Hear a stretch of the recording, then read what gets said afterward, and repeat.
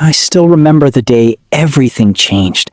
Just as I was about to die in my previous life, I was suddenly reborn and returned to the day my class traveled to Spirit Beast Island to choose our lifelong spirit beasts. Because I ranked last in the entrance exam, I had to wait until everyone else picked first. Just as I reached for the brown bear, Li Ying suddenly stepped forward and insisted on exchanging her white fox with my brown bear, pretending she was sacrificing herself for my future. In front of the teachers and my classmates, she claimed that my cultivation talent was too weak and that if I contracted such a low bloodline brown bear, my entire life would be ruined. Everyone praised her kindness, and the teacher even said she had a pure heart and a limitless future. My classmates urged me to thank her, but I calmly refused the exchange and said I actually liked the brown bear. At that moment, memories from my previous life flooded back. I finally realized that Luo Ying had been the one who betrayed me and the brown bear, and the reason she desperately wanted the brown bear now was because she had been reborn too.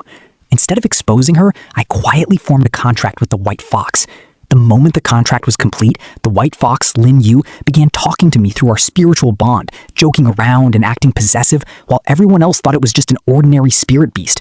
Meanwhile, Luo Ying successfully contracted the brown bear, believing she had stolen my greatest opportunity.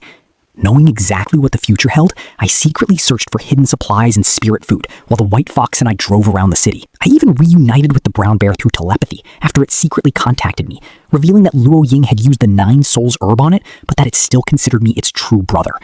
Together, we uncovered hidden caches of spirit food, while the white fox constantly joked that I was cheating on it whenever I spoke with the brown bear. As the days passed, the temperature suddenly plummeted, and the frozen apocalypse officially began. Panic spread throughout the city as everyone discussed the terrifying weather in our class group chat. Knowing what was coming, I bought huge amounts of food and supplies with my own money and handed them out to my classmates. At first, everyone thought I was hoarding resources, but after receiving the instant noodles and supplies, they realized I had bought everything for them, leaving the entire class embarrassed. Even then, Luo Ying mocked me, claiming my useless white fox had probably frozen to death. I simply opened my car door and showed everyone the white fox sleeping peacefully like a pig, completely unaffected by the cold. Meanwhile, I continued secretly feeding the brown bear massive amounts of spirit food, promising to gather even 10 truckloads if necessary, so it could awaken a higher-level cold resistance talent capable of protecting everyone within a 10-kilometer radius. After several days of cultivation, I suddenly felt an icy energy flowing through my body. The brown bear had finally awakened its talent, and despite no longer being my contracted spirit beast, shared its cold resistance ability and vision with me through our spiritual connection. Through its eyes, I watched Luo Ying impatiently demand that it share the awakened talent with her because she was freezing. The brown bear laughed, told her it had never made such a promise, and ordered her to look carefully at the contract between them. When the glowing contract mark appeared, Luo Ying finally realized the truth. It was only a master-servant contract. The brown bear coldly declared that although she was technically its master, she was never worthy of sharing its awakened talent. Watching everything unfold through the brown bear's eyes, I knew that this time, all of Luo Ying's schemes had completely fallen apart. Stop! Stop!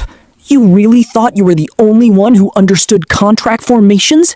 My brother saw through your evil intentions from the very beginning. On the day you forced me into that contract, he secretly altered the contract formation. I only stayed by your side to drain every last bit of your resources, and I got tired of pretending a long time ago. Furious, Lu Ying pointed at me and shouted, "Fang Ran, this was all your doing. How did you know what I was planning?" Start. Your fake panic and... After the brown bear awakened, you planned to enslave every student at the academy who failed to awaken their talents. Instant noodles, spirit food, bottled water, and survival supplies spilling across the floor. Luo Ying immediately threw herself to the ground and cried, "Teacher, they're bullying me! Fang Ran and his spirit beasts stole my supplies and even pushed me to the ground." I calmly took out my phone and said, "Teacher, I recorded everything from the moment we got here." The recording clearly showed Luo Ying trying to force the brown bear to share its awakened talent, threatening it, and then attempting to frame me after she was exposed. After watching the recording and seeing the hidden supplies, the teacher's face turned cold. The evidence is undeniable. Luo Ying, you attempted to force your spirit beast to share its awakened talent, secretly hoarded a massive amount of supplies, and tried to frame your classmate. Your position as class monitor is revoked immediately, and all of your supplies will be confiscated and handed over to the school for fair distribution. Filled with hatred, Luo Ying glared at me and shouted, "Fang Ran, I'll remember this. You and your spirit beasts will pay for this sooner or later." Ignoring her completely, the white fox, the brown bear, and I turned around and walked away together. Behind us, Luo Ying was left standing there in humiliation while everyone watched in silence.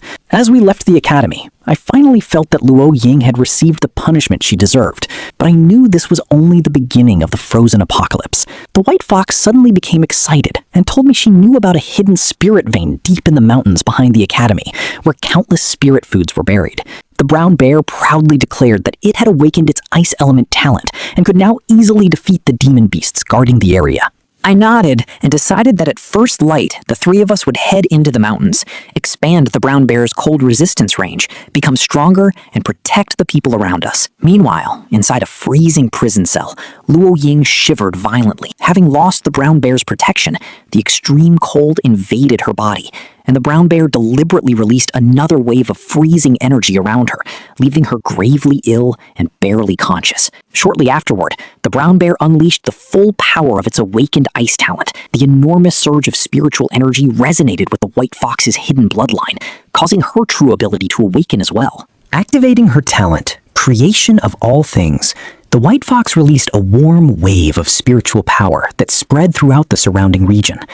The deadly cold gradually disappeared, the temperature returned to normal, and everyone celebrated as the frozen disaster finally came to an end. It was only then that I looked at the white fox and softly asked, "Lin Ye, is that you?" She smiled playfully and replied, "Man, did you miss me?" The moment I heard her call me man, I knew it was really Lin Ye.